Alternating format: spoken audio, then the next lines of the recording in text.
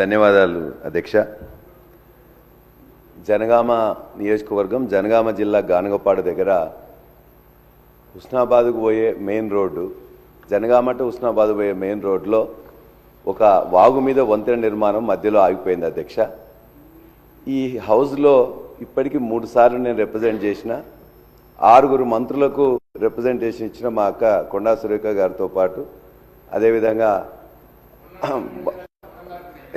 పొన్నం గారికి కూడా ఇచ్చినాను, బట్టి విక్రమార్క గారికి కూడా లాస్ట్ వీక్లో చెప్పి వారిని కూడా వేడుకున్నా. సార్ అది చాలా important road, Jangaon to Husnabad పోయేది, ఒక 90 లక్షల బిల్లు క్లియర్ చేస్తే మిగతా పని చేస్తుండ్రని చెప్పి కోమటిరెడ్డి వెంకటరెడ్డి గారికి, కొండా సురేఖ గారికి, పొంగులేటి శ్రీనివాసరెడ్డి గారికి, బట్టి విక్రమార్క గారికి లెటర్ ఇచ్చి రిక్వెస్ట్ చేసి విన్నవించుకున్నా.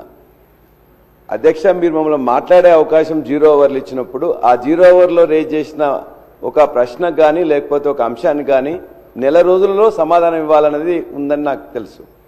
మరి ఇంతవరకు ఈ 2 సంవత్సరంలో 3 సార్లు నేను రిప్రజెంట్ చేస్తే ఒక్కసారి సమాధానం రాలేదు, దానికి సంబంధించిన వారి యొక్క కనికరం అనేది లేదు. దయచేసి ఇప్పుడైనా బట్టి విక్రమార్క గారిని చిన్నది, దానివల్ల 90 లక్షల బిల్లు మీరు క్లియర్ చేస్తే మిగతా పని జరుగుతుంది. R&Bకి సంబంధించిన రోడ్డు గానగోపాడు గ్రామం దగ్గర మొన్న మేమందరం చేయట్లేదని చెప్పేసి మా మీద నిరసన కూడా ఒక 5 యువకులు అక్కడ ధర్నా చేస్తే వాళ్ళని వారం రోజులు ఈ ప్రభుత్వం జైల్లో పెట్టింది. కాబట్టి ఇవన్నీ కార్యక్రమాలు కాకుండా ఒక్క 90 లక్షల బిల్లు దయచేసి గానగోపాడు బ్రిడ్జికు మీరు ఇచ్చినట్లయితే ఆ బ్రిడ్జి నిర్మాణం కంప్లీట్ అయిపోతుంది. ఇది ఒకటి. రెండోది, చేర్యాల రెవెన్యూ డివిజన్ గురించి కూడా ఇంతకుముందు కోమటిరెడ్డి వెంకటరెడ్డి గారు దీక్ష చేసిండ్రు. ఇప్పుడున్న కిరణ్ కుమార్ రెడ్డి ఎంపీ గారు కూడా వచ్చి వారు కూడా దీక్షకు మద్దతు ఇచ్చిండ్రు. అందరూ కూడా తప్పనిసరిగా చేస్తాం, కాంగ్రెస్ ప్రభుత్వం రాగానే చేస్తాం, గత ప్రభుత్వం చేయలేదన్నారు. ఇది కూడా 3 సార్లు రిప్రజెంట్ చేసినాం అధ్యక్ష. ఇవాళ మిగతా రెవెన్యూ డివిజన్స్ కూడా వచ్చే దాంట్లో మా చేర్యాల రెవెన్యూ డివిజన్ని కూడా రెవెన్యూ డివిజన్గా ఏర్పాటు చేయాలని చెప్పేసి మీ ద్వారా విజ్ఞప్తి.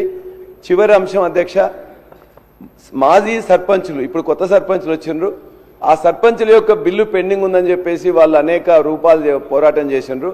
ప్రభుత్వం ఏం చెప్పిందంటే మీరే చేయలేదంటే మేము చేయలేదు అనుకోండి, కొన్ని మీకు వచ్చిన అవకాశం వచ్చింది కాబట్టి మనం చేయాల్సిన అవసరం ఉన్నది.